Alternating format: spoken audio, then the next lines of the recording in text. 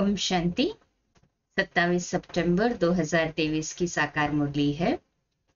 प्यारे मीठे बाप दादा हम बच्चों से कहते हैं, मीठे बच्चे, कालों का काल आया है तुम सबको वापस ले जाने, इसलिए याद से विकर्मों का बोझा खत्म करो, अपनी देह से मोह निकाल दो। प्रश्न: भक्तों की कौन सी पुकार जब बाप सुन लेते हैं तो भक्त खुश होने के बजाय दुखी होने लगते हैं? उत्तर: भक्तों पर जब दुख आता है तब कहते हैं, हे भगवान, मुझे इस दुख की दुनिया से ले चलो, मेरी इस पतित दुनिया में दरकार नहीं। लेकिन जब बाप पुकार सुनकर ले जाने के लिए आते हैं तब रोते हैं। डॉक्टर को कहते हैं, ऐसी दवाई दो जो हम तंदुरुस्त हो जाए। काल आता है लेने लिए तो फिर वो चाहते हैं कि हम न जाए, इसके लिए कहेंगे डॉक्टर को कि मुझे हेल्थ अपनी गेन करनी है। गीत है, दूर देश का रहने वाला आया देश पराए। परम धाम से अर्थात दूर देश से परमात्मा आए हैं ना, पराए देश में। ओम शांति। दूर देश में बाप भी रहते हैं और तुम बच्चे भी रहते हो, कहते हैं ना। कहे, हाँ जी बाबा। अब ये बाप यहाँ क्यों आया है? बाप को क्यों याद करते हैं कि हे भगवान, आओ, आकर के हमको वापस ले जाओ। ये आत्मा कहती है, अपने घर मुक्ति धाम में ले जाओ। ये तो जैसे कालों के काल को पुकारते हैं। भक्ति मार्ग में समझ नहीं है हम किसको पुकारते हैं कि हमको इस पतित दुनिया के संबंध से छुड़ाकर साथ ले चलो, हमको यहाँ रहने की दरकार नहीं है।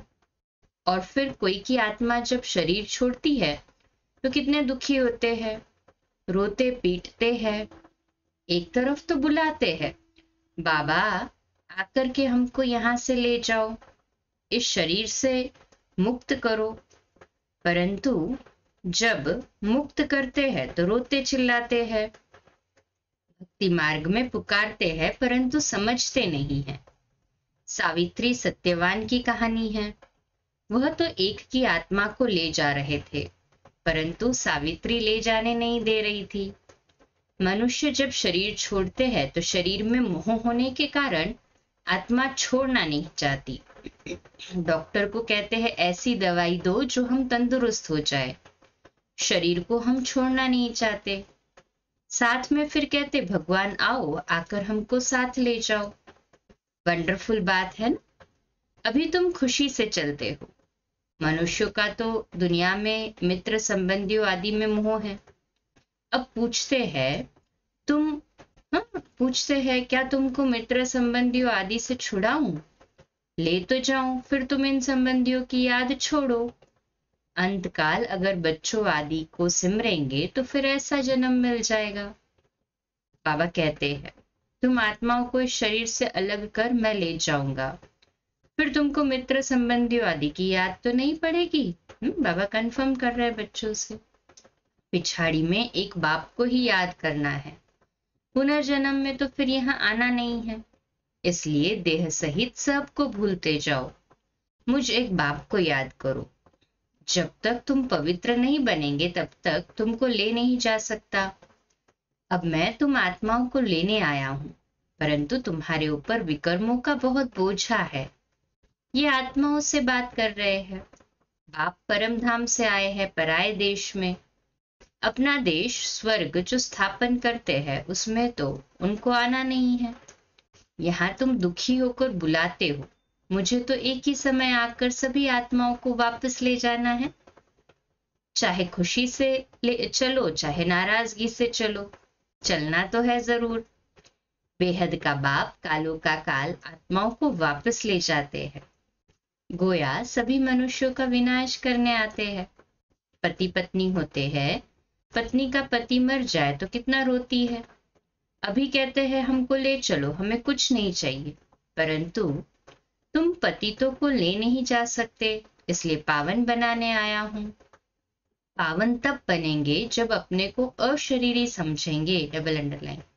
देह सहित देह के सब संबंध भूलेंगे। मुझ एक बाप को याद करेंगे तो तुम्हारे विकर्म विनाश होंगे।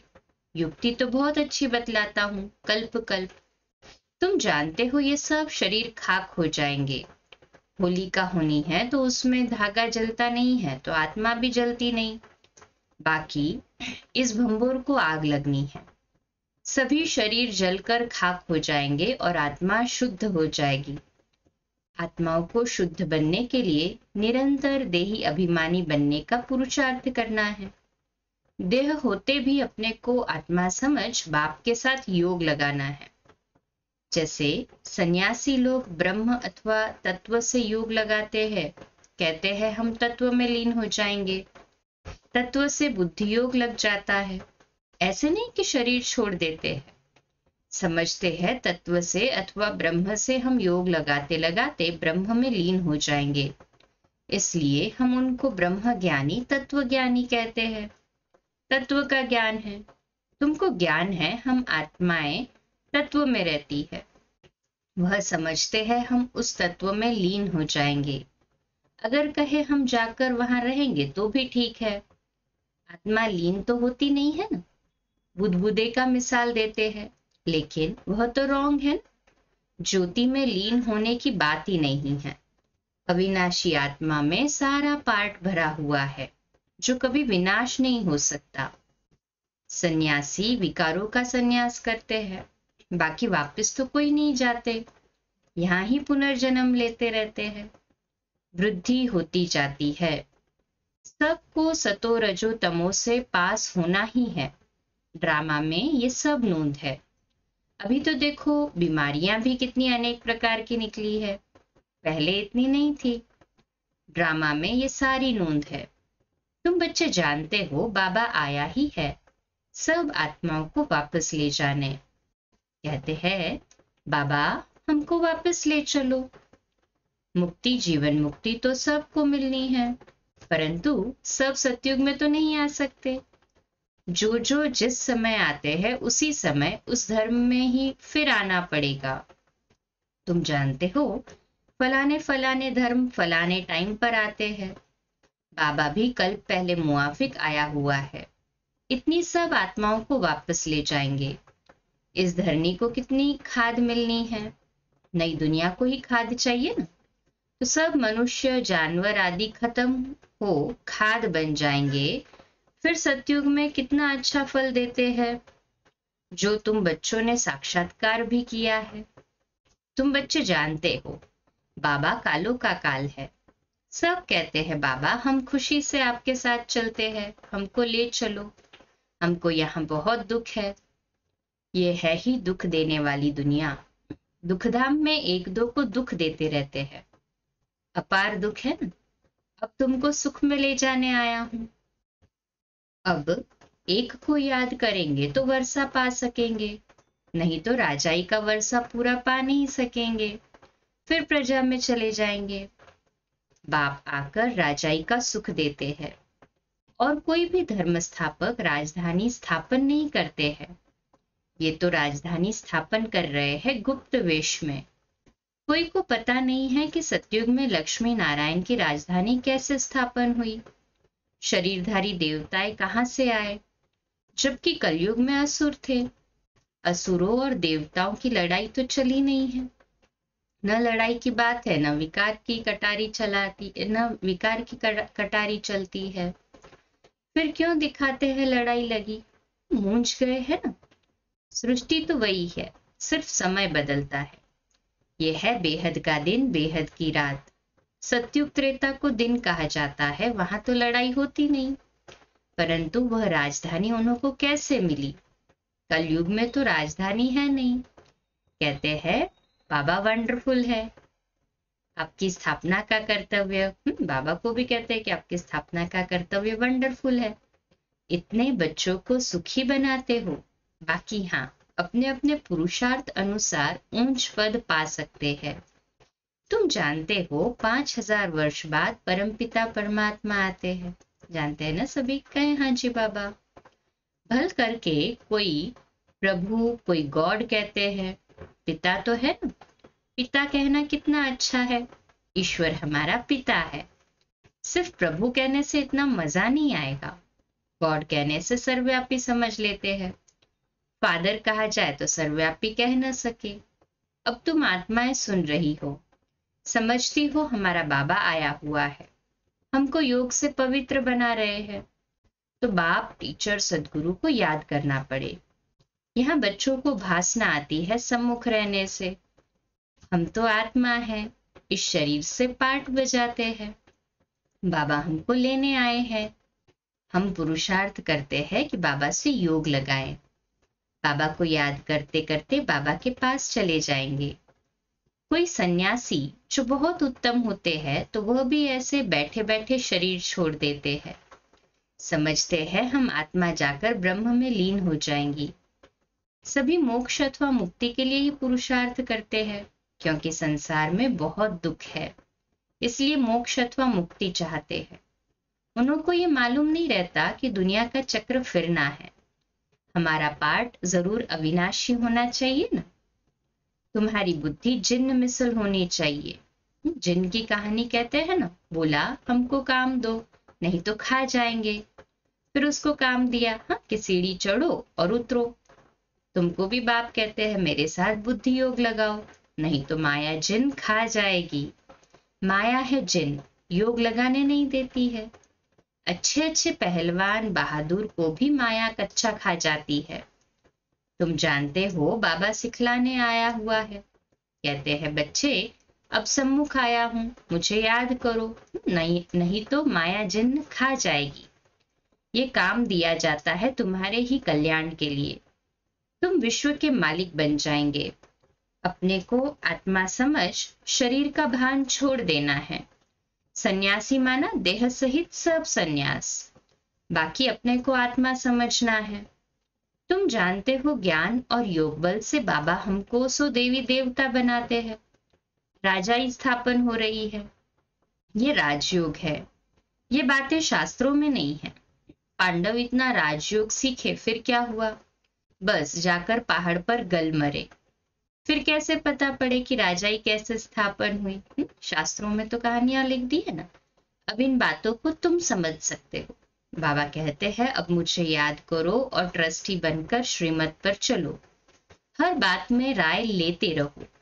बच्चों आदि की शादी करानी है, मना थोड़ी करते हैं।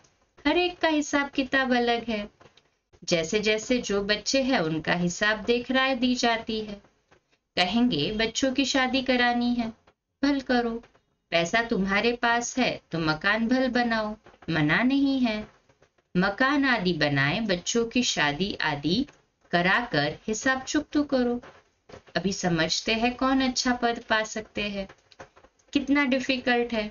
इसमें बड़ी दुरादेश बुद्धि चाहिए। राजाई पानी है, कम बात थोड़ी है। जब तक काम खलास हो जाए बच्चों आदि का हिसाब चुकतू कर छुट्टी करो। कोई से हिसाब है, कर्जा है, वो पहले उतारो। ये भी समझने की बात है। कन्याओं को कोई बोझा नहीं होता है। क्रिएटर को सब काम खलास करना है, फिर बाबा वारिस बना सके। माया भी अच्छी रीति भटकाएगी, परंतु तुम ये भी समझते हो बाबा तो बहुत मीठा है, सबको पवित्र बनाए वापस ले जाने आए हैं। ऐसे बाप में तो बहुत लव होना चाहिए। मीठी चीज है ना। सतयुग में अपार सुख है, इसलिए स्वर्ग को सब याद करते हैं। कोई मरता है तो कहते हैं स्वर्ग पधारा। कितना मीठा नाम है। जो पास्ट हो जाता है उसका फिर भक्ति मार्ग में नाम वाला रहता है। सतयुग त्रेता में तो ये बातें नहीं होती। तो बाबा ने जिन्न का काम दे दिया है। अपने को आत्मा समझ मुझे याद करो, नहीं तो माया रूपी जिन्न तुमको खा जाएगा। याद करना पड़े ना। कहे हाँ जी बाबा। आत्मा निश्चय कर बाप को याद करना है।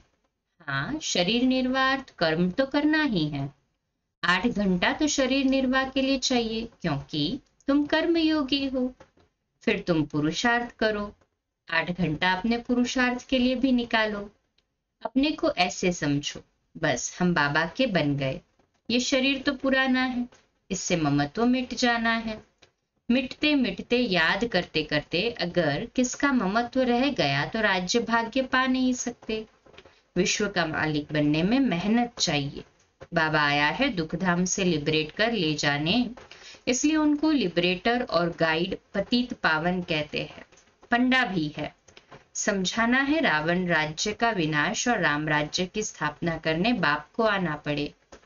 वही शांति की स्थापना करते हैं। उनके जो मददगार बनते हैं उनको पीस प्राइज मिलती है। पीस स्थापन करने वाला ही पीसफुल राज्य देते हैं। वही मोस्ट बिलवेड बाबा है जो हमको कल्प कल्प वर्षा देते हैं। जितना श्रीमत पर चलेंगे तो श्रेष्ठ बनेंगे। तुम जानते हो श्री श्री से हम श्री लक्ष्मी श्री नारायण बनते हैं। 21 जन्मों के लिए सूर्यवंशी चंद्रवंशी राजधानी स्थापन हो रही है। अच्छा, मीठे मीठे सिकिलदे बच्चों प्रति माता पिता बाप दादा का याद प्यार और गुड मॉर्निंग। रूहानी बाप की रूहानी बच्चों को नमस्ते। हम रूहानी बच्चों की रूहानी माता पिता बाप दादा को याद प्यार गुड मॉर्निंग और नमस्ते। वाह बाबा वाह, शुक्रिया बाबा शुक्रिया। धारणा के लिए मुख्य सार है। पहली पॉइंट, दुरादेशी बन कर्म बंधन को समाप्त करना है। कोई भी हिसाब किताब व कर्जा है तो उसे उतार हल्का बन वारिस बन जाना है। दूसरा, कर्मयोगी बन कर्म भी करना है, साथ साथ 8 घंटा स्व के पुरुषार्थ में भी देना है। सभी से ममत्व जरूर मिटाना है। वरदान, प्रवृत्ति में रहते भी समर्पित हो सेवा की धुन में रहने वाले बाप दादा के दिल तख्त नशीन भव। तो आज का स्वमान, मैं दिल तख्त नशीन आत्मा हूँ। जो बच्चे प्रवृत्ति में रहते भी समर्पित है उनके सहयोग से सेवा का वृक्ष फलीभूत हो जाता है। उनका सहयोग ही वृक्ष का पानी बन जाता है।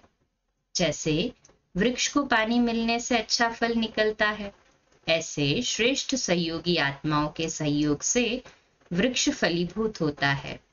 ऐसे सेवा की धुन में सदा रहने वाले, प्रवृत्ति में रहते समर्पित हो चलने वाले बच्चे बाप दादा के दिल तख्त नशीन बनते हैं। स्लोगन, कम से कम समय में संकल्पों को मोड़ने और ब्रेक लगाने की युक्ति सीख लो तो बुद्धि की शक्ति व्यर्थ नहीं जा सकती। अच्छा, कम बोलो, धीरे बोलो, मीठा बोलो, सत्य बोलो, सोच समझकर बोलो। निमित्त भाव, निर्माण भाव, निर्मल वाणी। आज का नया दिन आप सभी को मुबारक हो, मुबारक हो, मुबारक हो। शुभ दिवस। आज रात्रि क्लास 9:15 बजे, कल सुबह अमृत वेला मेडिटेशन 3:30 से 4:30 और मुरली क्लास प्रातः 4:45 बजे। ओम शांति।